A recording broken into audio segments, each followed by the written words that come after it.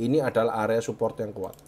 Jika kita gunakan Fibonacci dari low ke high-nya,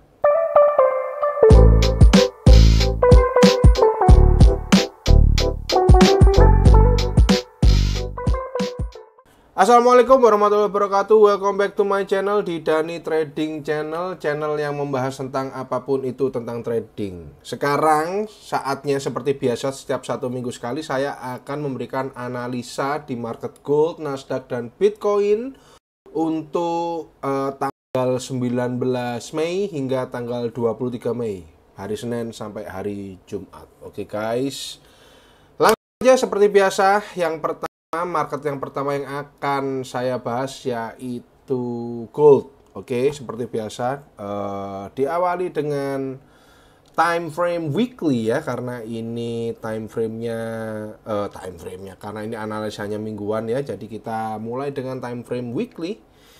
Oke, di time frame weekly ya kelihatan banget ya kalau gold itu masih bullish. Oke, masih bullish 45 derajat ke atas, right? Masih sangat-sangat bullish. Akan tetapi minggu lalu seperti yang saya sharekan ke teman-teman melalui analisa mingguan, gold itu koreksi dulu hingga ke area golden rasionya ya, kalau pakai Fibonacci 0,618. Teman-teman yang ada di private group Telegram juga udah tahu. Oh ya, sebelum itu bagi teman-teman yang mau gabung di private group Telegram saya, bisa langsung klik link yang ada di kolom deskripsi ya teman-teman. Dan bagi teman-teman yang mau pakai broker yang saya pakai trading biasanya itu broker XM, bisa langsung klik link yang ada di kolom deskripsi atau bisa langsung scan barcode yang ada di layar tuh ya. Dan jangan lupa masukkan kode mitra saya yang ada di layar supaya kalian bisa mendapatkan cashback rebate 50% dari saya. Oke, lanjut ya. Ya, seperti yang saya sharekan minggu lalu, sudah terkena ya area supportnya. Tapi kalau di time frame weekly ini kan bentuknya kan seperti area demand ya. Sebenarnya area demand itu ya orang-orang ngomongnya area demand, kalau saya ngomongnya area support ya. Sama saja sebenarnya kan, sama-sama areanya ya. Sekitar di 3115-an kalau nggak salah ya, sekitar di 3115-an di area ini. Nah, langsung aja kita lihat di time frame H4-nya langsung ya sepertinya ya. Time frame H4-nya atau di area time frame H4-nya seperti ini. Nah, ini kalau di time frame H4-nya ini kan terlihat ya, ini adalah area support yang kuat. Jika kita gunakan Fibonacci dari low ke high-nya, itu tepat berada di area 0,618 atau di area golden rasionya ya, yang dimana biasanya di gold kalau sudah terkena area golden rasionya akan terjadi reaksi harga seperti reversal atau dan lain sebagainya ya teman-teman ya. Nah, ini teman-teman kalau kita lihat ya, sudah ada rejection di area supportnya nih, dan sudah membentuk higher low ya. Kalau kita lihat ini adalah low, ini adalah, kalau kita lihat ya, ini adalah lower low. Karena low yang ini sudah membentuk low yang swing yang baru. Ini kalau ini adalah low yang baru, ini adalah low-nya lebih tinggi daripada low sebelumnya, berarti ini adalah higher low. Oke teman-teman, ini adalah HL atau higher low. Oke, setuju. Umumnya biasanya kalau sudah membentuk higher low ya, higher low itu akan membentuk higher high seperti ini. Ya. Nah, yang jadi concernnya minggu depan atau besok Senin paling enggak, itu paling tidak bisa dikatakan gold ini akan melanjutkan tren bullishnya apabila area resisten yang ini adalah area resisten berapa? 3250 ya. 3250 ini terbreak teman-teman ya.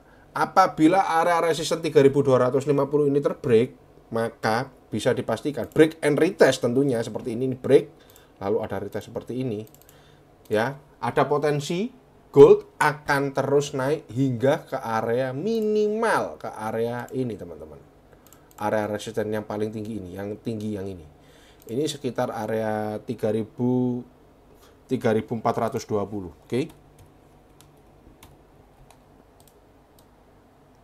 Ini. Oke teman-teman, ini adalah area gongnya itu apabila ada break and retest di area resisten 3250, maka area kenaikan gold selanjutnya adalah area resisten 3420. Nah, begitu teman-teman. Saya sendiri pribadi, saya sendiri akan mencari peluang buy untuk di gold karena seperti yang kita bahas tadi sebelumnya, di weekly-nya pun itu masih bullish teman-teman. Di daily-nya pun juga masih bullish, oke. Nih. Masih bullish. Oke, masih 45 derajat ke atas. Begitu teman-teman. Jadi, untuk gold minggu depan lebih concern dia akan naik. Untuk gold minimal kemana? Minimal ke area resistennya dulu 3250. Apabila area resisten 3250-nya itu terbreak dan ada retest, maka dapat dikonfirmasikan gold akan naik hingga ke area 3420. Oke? Seperti itu teman-teman. Kalau kita bentuk channeling ya, kalau kita bentuk channeling seperti ini teman-teman. Ini saya hilangin dulu aja supaya teman-teman paham apa maksud saya channeling seperti ini. Nah, ini juga tepat mereject, paling tidak ada rejection di area bearish trend line-nya. Oke, ini adalah bearish trend line, bearish trend line supportnya ya, dan ini adalah area supportnya. Jadi bisa dipastikan paling tidak 80% lah ya, saya bisa bilang belum 100% gold minggu depan itu akan kembali rally. Begitu teman-teman. Oke. Jadi seperti itu aja untuk gold.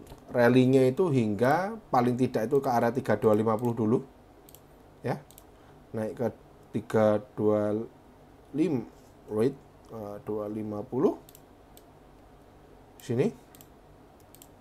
Maksimal ke area ini, kembali ke area ini. Resistennya 3400 ya, 3400. Oh no, 3400. Nah, 3400 3420. Itu areanya teman-teman. Masih sakit teman-teman saya, teman-teman, masih nggak enak badan. Padahal besok Senin saya harus keluar kota. Oke, gitu aja teman-teman. Ini untuk gold ya, teman-teman. Gold. Jadi gold itu akan seperti ini. Oke. Ke 3250 lalu bisa ke 3400. Setidaknya ke situ, teman-teman. Itu untuk gold. Oke, selanjutnya next kita akan membahas market favorit saya yaitu Nasdaq. Let's check it out. Oke teman-teman, ini adalah market Nasdaq ya. Langsung saja, nggak usah lama-lama. Bisa kelihatan ya, Nasdaq ini kalau di weekly itu bullish ya teman-teman ya. Dia membentuk low, higher high, higher low, higher high, higher low. Dan ini adalah area supportnya. Udah jauh lah dari area support kalau di weekly. Kita langsung aja ke time frame 4-nya teman-teman. Oke, kalau di time frame 4-nya kita bisa lihat Nasdaq ini masih sangat-sangat bullish teman-teman. Dan ingat ya, Nasdaq itu sekarang itu bukan sedang tapi sudah membreak area resisten yang sekarang menjadi support, yaitu area berapa ini, 2130. Ini adalah area 21340. Ini adalah area resisten become support. Kenapa kok saya bisa bilang area resisten become support? Karena sudah ada break kecil di sini dan sudah ada retest di sini. Ini retestnya.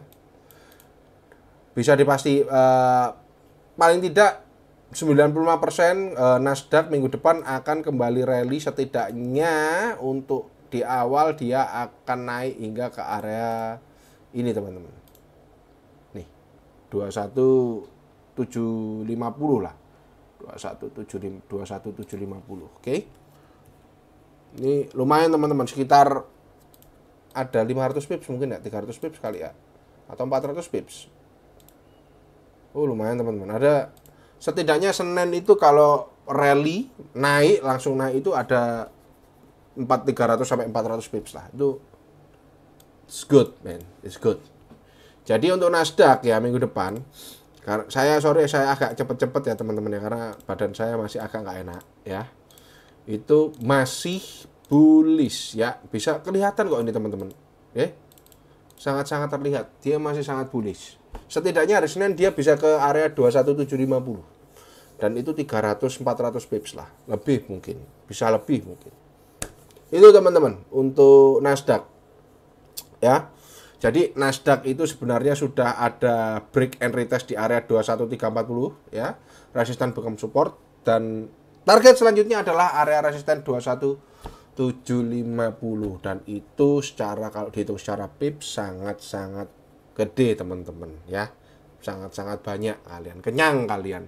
Ya, minggu lalu kita di private group Telegram saya di Nasdaq kita dapat 300 pips. Overall kita profit, kita cuan minggu lalu di private group Telegram. Everybody happy di member-member private group Telegram saya. Kalau mau ikut happy juga, langsung aja gabung di private group Telegram saya. Bisa langsung klik link yang ada di kolom deskripsi teman-teman. Oke? Itu teman-teman untuk yang di Nasdaq. Selanjutnya langsung nggak usah lama-lama, ini adalah cryptocurrency sejak umat, yaitu Bitcoin. Let's check it out. Oke teman-teman, ini adalah cryptocurrency sejuta umat, atau kita bisa sebut emas digital, yaitu Bitcoin. Sangat terlihat sekali ya teman-teman ya, kalau kita lihat di time frame weekly-nya ya, ini Bitcoin ini sedang sangat-sangat bullish teman-teman ya, bisa dilihat 45 derajat ke atas, sudah retest area supportnya, sudah ada rejection area supportnya di sini ya. Dan selanjutnya, apakah Bitcoin akan all time high minggu depan? We will let's see. Setidaknya apakah ada potensi untuk Bitcoin ini all time high? Ada. Saya sudah plot juga sebenarnya untuk all time high-nya setidaknya itu di area berapa ya. Ini kalau kita lihat pakai Fibonacci aja, setidaknya kalaupun terjadi all time high setidaknya di area 118.000 hingga di area 130.000. Itu adalah area-area all time high Bitcoin. Oke. Tapi itu untuk jangka panjang teman-teman ya. Tapi gimana hari Senin depan, hari Senin sampai Jumat ya. Setidaknya untuk hari Senin kita langsung aja ke time frame daily dulu, karena daily ini penentunya teman-teman. Karena sekarang itu bisa dikatakan Bitcoin itu sedang menguji area resistennya ya. Area resistennya 108 ya. 108. Oke. Nih, di area resisten 108.000 teman-teman ya. Terus kalau kita perkecil lagi time frame-nya teman-teman ya, bisa kita lihat di time frame 4. Nah, Bitcoin ini sedang mengalami konsolidasi. Ada konsolidasi di time frame H4-nya. Ini. Oke, bisa kita lihat. Ya. Nah, konsolidasinya di area berapa saja sampai saya hafal teman-teman. Ini adalah area resisten 105 karena saya sudah ngeplot juga ya. Dan ini adalah support 101. Tuh.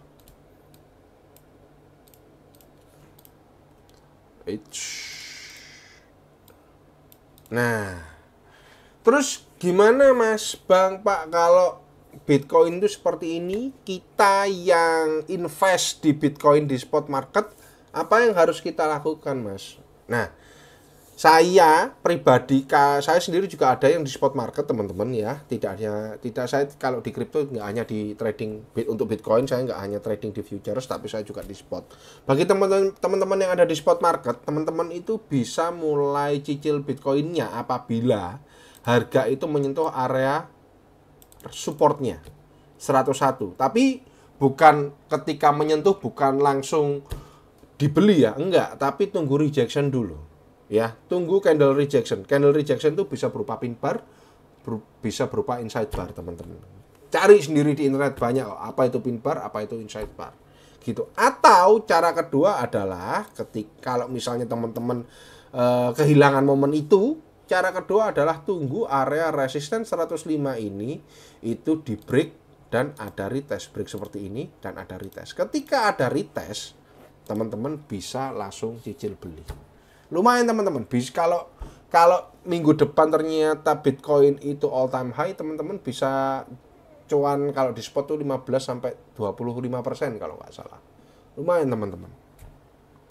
Oke, untuk Bitcoin gitu. Kenapa kok saya lebih cenderung buy di Bitcoin? Dari tadi kan saya beli aja. Karena apa?